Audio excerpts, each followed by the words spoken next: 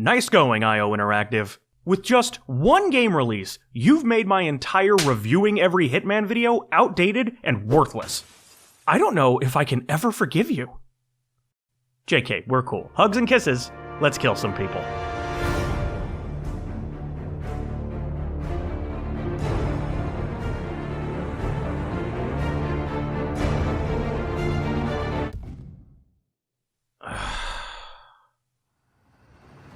Hitman 3. The latest chapter in Agent 47's 20-year-long career, the thrilling conclusion to the series' most recent trilogy, and definitely not the third Hitman game. It won't surprise any of you to learn that I've been spending a bunch of time with the game myself, exploring and sneaking through every nook and cranny of each new level on offer, and I've been having a blast.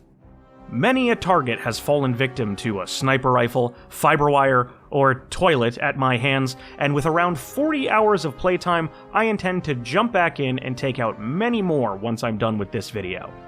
The game wraps up the established narrative nicely, delivers the same great gameplay we've all come to expect, and in my opinion, has some of the best levels in a trilogy that already had plenty of great ones. Hitman 3 is truly a fantastic title and a worthy finale. But it's also had the rockiest launch in series history. Server instabilities that frequently put a halt on my single-player experience, promises of progression and content migration being ill-managed, and IO offering convoluted solutions to problems that never should have existed in the first place.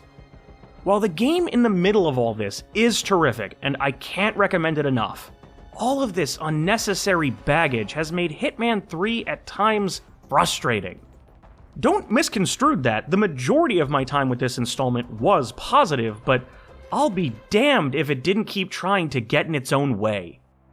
I'm left sitting here of two minds while I write this script, loving the core experience itself, but having sizable issues with certain business decisions or design aspects surrounding it. Because of this review will be split into two very distinct parts. First, I'll just talk about the game, what I think of the story, the mechanics, the levels, all that stuff. Once that's done, I'll move on to ranting about the negative crap. Sound good? Cool. Let's talk about Hitman 3. The campaign against Providence continues as 47, Diana, and Lucas Gray seek to eliminate the top partners leading the shadowy organization. Lives will end, loyalties will be tested, and that's all I can really say without spoiling stuff. I'll get into specifics in a minute, but for those that want to remain in the dark, I'll say that while very few of the twists and turns did much to surprise me as a longtime fan, things are wrapped up in a satisfying manner. We get yet another presentation change for the cutscenes, with them being done in-engine this time. At first, they aren't all that remarkable, as the in-game models sort of lifelessly stand around, but after the second mission, their production quality improves, giving more meaningful scenes the impact they need. Having the cutscene style change yet again makes the overall presentation of this trilogy inconsistent and kinda jarring if you're playing everything back to back, but given the behind-the-scenes circumstances, it's understandable and can be forgiven since IO does manage to get their narrative across just fine. I'll be moving into spoilers now, so skip ahead to this timestamp if you don't want to know anything.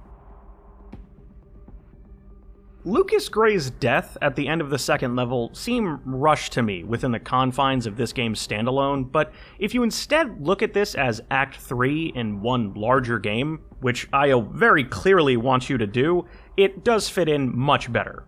With Providence more or less dealt with, there wasn't much else for him to do, and I'm sure the writers got tired of having to come up with excuses for Gray letting 47 do all the heavy lifting. As for Diana's obvious betrayal setup, I didn't think for a single second that it was genuine. These two have been through far too much together, and Diana has always had a detached, practical way of looking at what 47 does, so when she seemingly turned on him, every Hitman fan knew what was up. Hell, this isn't even the first time we've seen this twist. Exposing the ICA to the public was a bit surprising, essentially wiping the slate clean for the future, though I bet whenever the Barcode Boy returns, he'll be right back to working for some other contract agency for the sake of convenience. Mark my words on that. As far as gameplay goes, Hitman 3 is more of the same, continuing with the tried and true if it ain't broke, don't fix it philosophy, but that is not a negative. Sneaking around and introducing individuals to the Grim Reaper in creative ways still feels smooth as butter, and it's a testament to how well the formula was nailed with the first entry in 2016. Outside of minor polish or refinements, there have only been 2 real additions to the assassination blueprint, and neither of them are really game changers. First is a new camera item that you always have in your inventory that can be used to scan key objects in the environment, hack certain doors and windows, and, big shock, take pictures to complete certain challenges, although some of these seem to be bugged at the moment. The other new feature are unlockable shortcuts within the new levels. Each one has 2 or 3 doors or ladders that are blocked off to start, but if you can find your way around and unlock them from the other side, they'll remain open for all subsequent playthroughs.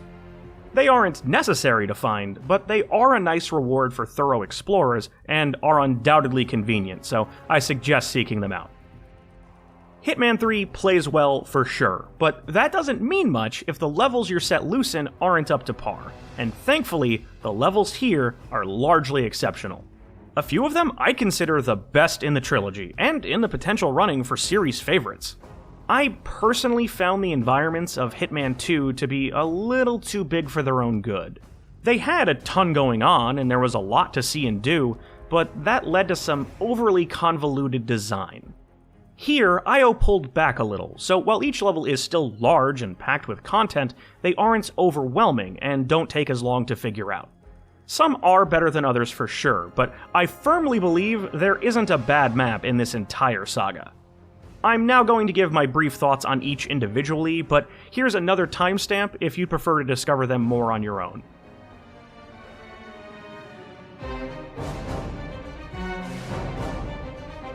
Talk about starting with a showstopper. There's a reason this is the level IO kept showing off before release. This mission has 47 airdropping onto the tallest tower in the world, and performing a curtain transition that manages to be both incredibly silly and sleek as fuck. Walking up the lobby stairs for the first time to be greeted with a huge crowd surrounded by gorgeous architecture lit by all of the god rays, it's a striking visual to kick things off with. There's an extremely lavish penthouse to find your way into, and of course plenty of precarious outside ledges to shimmy on that provide an impressive sense of scale. This mission also gives Gray some time to shine, with him narrating objectives to 47, and there's one particular kill opportunity that lets him confront your targets before you go in for the kill. It's an incredible introduction all around.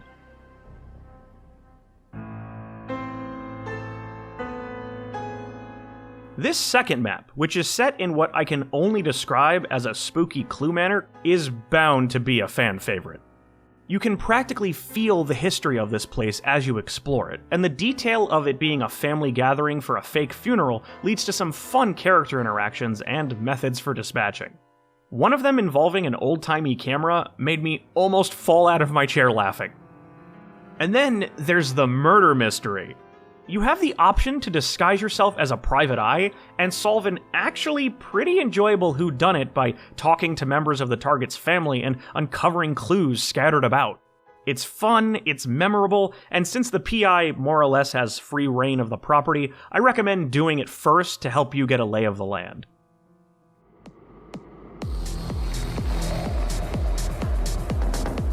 This third mission didn't do much for me the first time I played it, though I did appreciate the formula shakeup.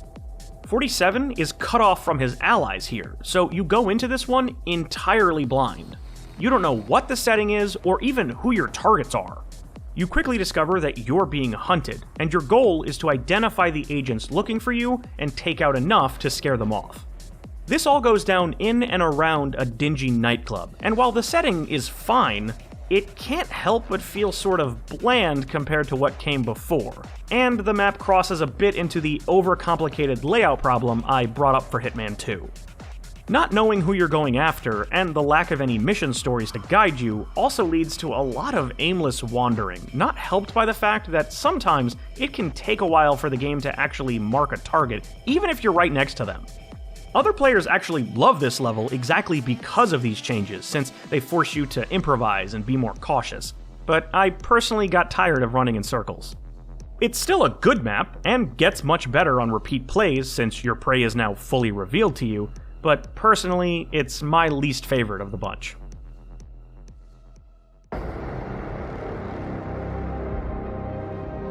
Another level that didn't blow me away at first, but ended up growing on me. Here, you're in China killing two high-ranking tech wizards in order to access a mainframe.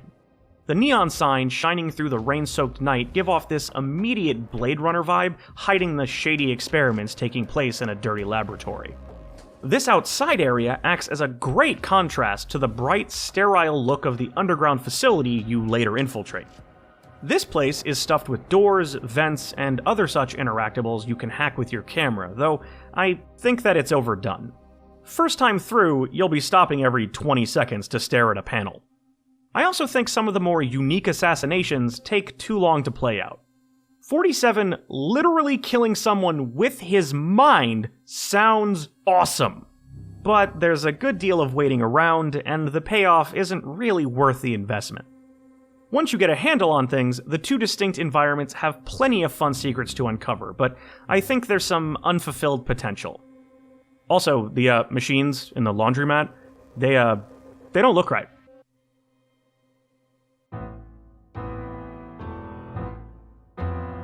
For our last proper sandbox level, we get a grand estate complete with vineyard.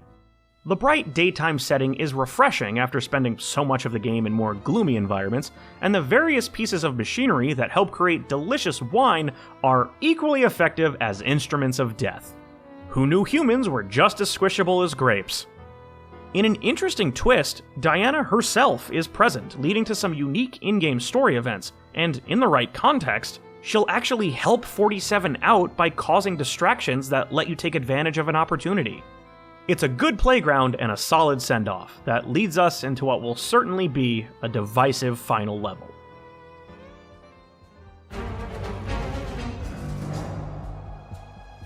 This concluding chapter has 47 wake up in some kind of cramped lab.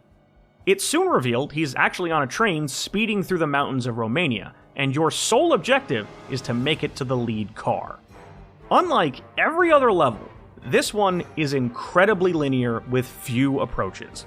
You either take the direct path through hostiles, or you sneak past by climbing along the outside. To give you an idea of how limited your options are, while almost every other map in this trilogy has a mastery rank cap of 20, this one has a cap of 5, and provided you're being thorough, there's a good chance you'll hit that max after a single run. It's certainly a memorable set piece to close out the story, and is good for what it is, but there's also little reason to replay it. I thought it was a fine enough conclusion, but that's because I decided to see it as the finale to the entire trilogy. If you instead choose to look at it within the confines of Hitman 3, I totally get why someone would find it underwhelming, since you're essentially losing out on one more big open map. Once you're done seeing what the developers have put on the table, Contracts mode is back for the creative assassins among us. In case you're new, Contracts allows any player to hop into a map, take out whomever they want, however they want, and upload those custom hits for anyone to try themselves. If you're playing on PC, here are a few that I made. Don't worry, they're not all that difficult, I promise.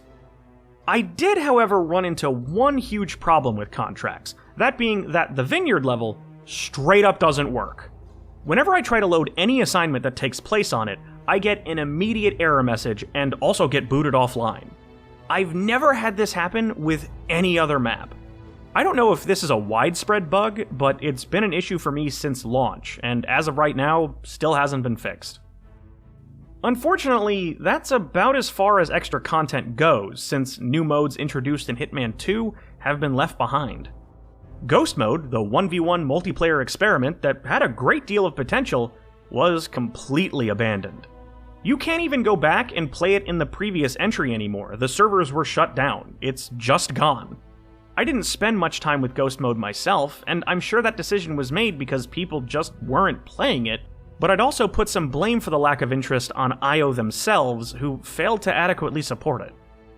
There are no new sniper assassin maps either, though the mode is still technically playable if you can carry over Hitman 2's content into this game.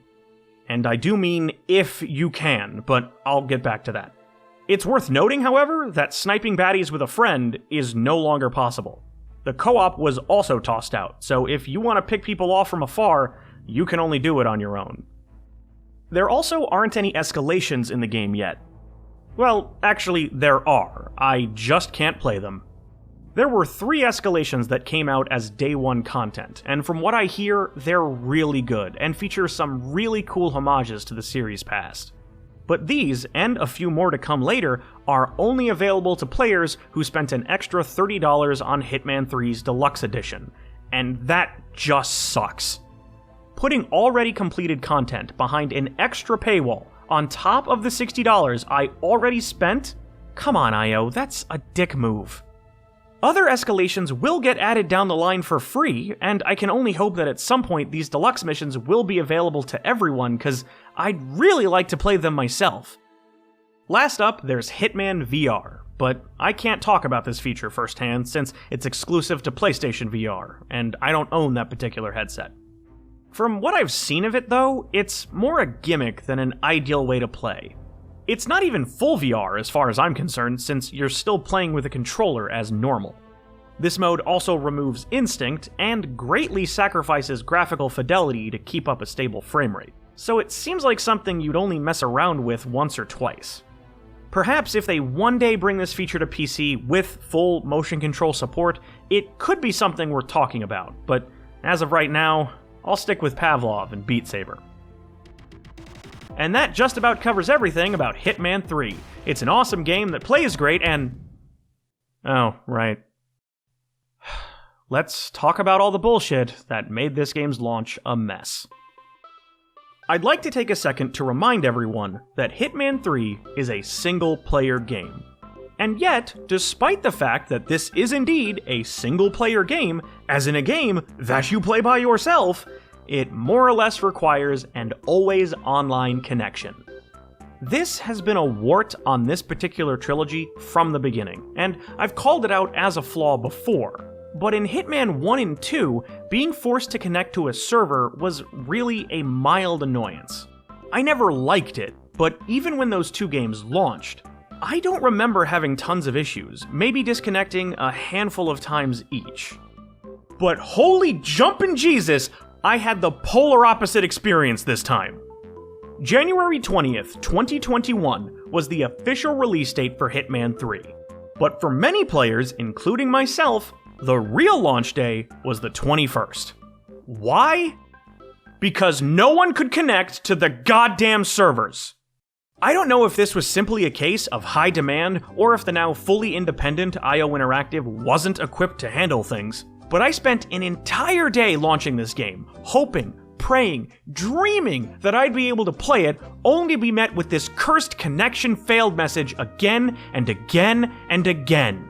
Tons of excited customers couldn't enjoy the product they paid for, all thanks to this unnecessary player-unfriendly restriction. Apologists may argue that any online game is going to have launch day growing pains. Of course there are going to be issues. I should have expected this. And you know what? I agree. Major releases that require online are almost certainly going to have some issues that'll be ironed out in due time. But my point is that this shouldn't have been an issue at all. It's like when you needed a Bethesda.net account to play classic Doom. One more time for the people in the back, Hitman is a single-player game, and as such, shouldn't be forcing you to be online in the first place. Hey everyone, remember when you couldn't play Blood Money because the servers were down? Yeah, me neither! Now before some of you pipe in to remind me, yes, there is an offline mode just like there was in the last 2 games. Anyone having issues could have still technically played the game to their heart's content. But remember that doing so locks you out of all progression. That means no completing challenges, no mastery ranks, no starting location or equipment unlocks. You lose all of that, essentially making any time spent playing offline completely redundant. Contracts mode doesn't work either, but that I understand because that's a feature that actually requires online to work. On the other hand, why in the hell is Sniper Assassin not playable offline? You took out the co-op part, so there's literally no reason to lock people out of it. And if any of you are screaming, "The leaderboards, Craig," think of the leaderboards. Just have scores that are obtained offline not count. Problem solved.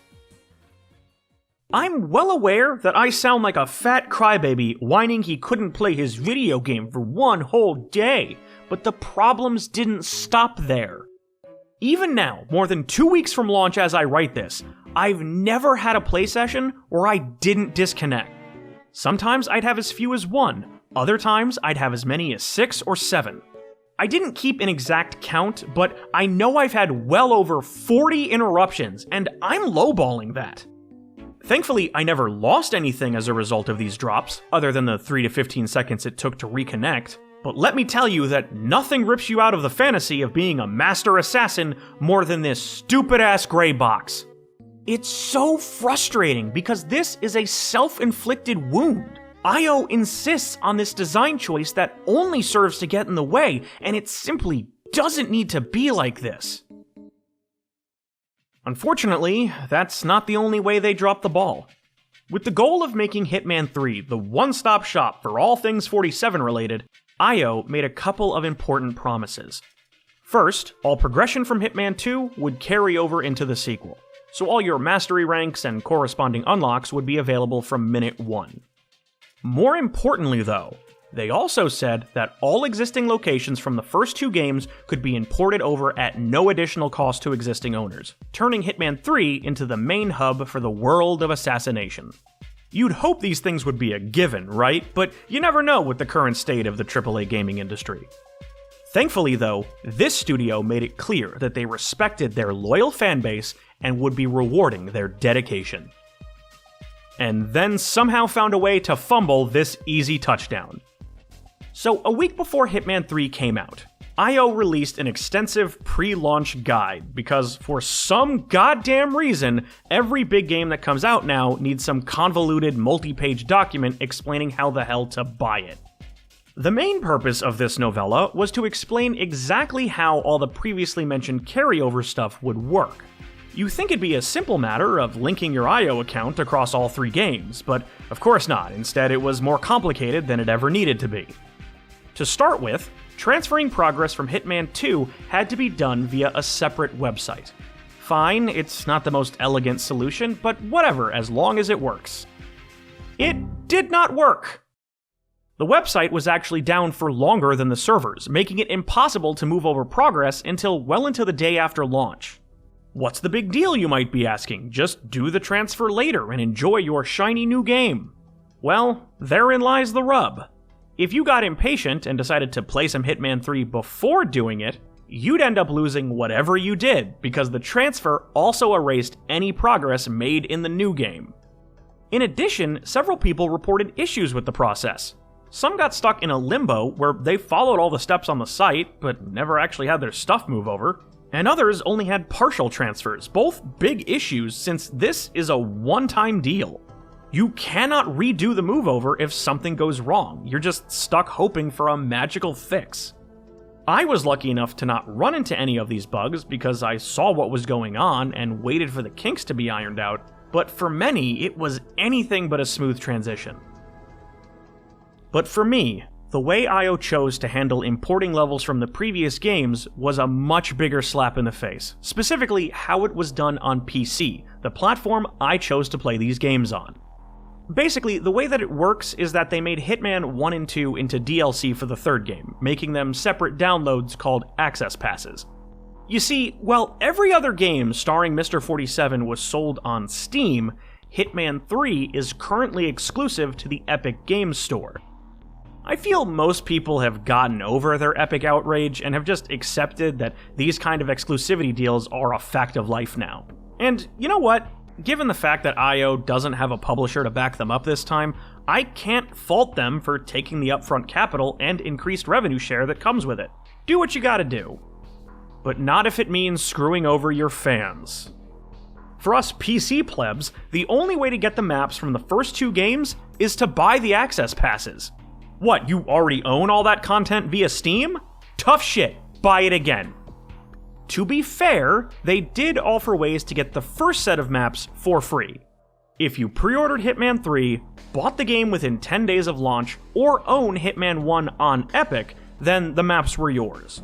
Anyone that didn't get in early though, you'll need to drop another $30 to play Paris, Sapienza, or Hokkaido. In the case of Hitman 2, there was no such offer. You have to rebuy that content, it's your only option. Now, IO tried to soften the blow by heavily discounting its access pass for 2 weeks after launch. With the 80% discount they provided, you could get all of the maps from Hitman 2, including the 2 bonus levels, for a grand total of $20. I know that doesn't sound like much, but remember, that's with the discount. If you missed the window, you know what it cost to get all that stuff? Are you out of your mind? All this pissed me off, but I feel confident in saying that IO is not being malicious here. The day after the pre-launch guide came out, the company released a statement that said they were working on a way to fulfill their original promise. In fact, they guaranteed they'd figure something out, and I believe them. It's clear that some behind-the-scenes issue blindsided them, and this was the best compromise they could come up with on short notice. I don't know if the move over to Epic created some barrier that caused this crap, or maybe Warner Brothers, who published Hitman 2, are just being dicks and demanding their pound of flesh. But regardless, if you're going to promise fans they won't be charged for content they already own, the hows and whys on how you deliver that promise needed to be sorted out months ago. Because right now, I'm sitting here with an incomplete game waiting for them to get their shit together. Hopefully we'll get some good news in the near future, and whatever solution they come up with won't be needlessly convoluted. In conclusion, Hitman 3 is a fantastic finale with a fumbled launch. The game itself lives up to the standard of quality set by its predecessors. There are some amazing levels to murder and maim in, and even the maps I think are weaker are still good.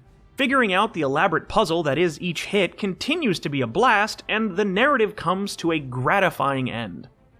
I just wish the always online crap didn't keep stopping me in my tracks, and that promises made were better kept. A few months from now, I know my complaints will more than likely be outdated. I'm sure the servers will stabilize, and IO will work out some solution to the content import problem. But I think it's important to remember how things were at the beginning. Both so that we can see how this game grows and evolves down the road, but also so past mistakes aren't forgotten. Whether you're watching this when I first upload it or stumble across it long after the fact, let me be clear in saying that Hitman 3 is an outstanding title, and one absolutely worthy of your time. But IO, I swear to God, if you put this online crap in your James Bond game, I'm gonna have an aneurysm. Hey, thank you so much for watching my video. Please take a moment to give the video a rating, share your thoughts on Hitman 3 in the comments, and be sure to subscribe for more Critical Nobody content down the road.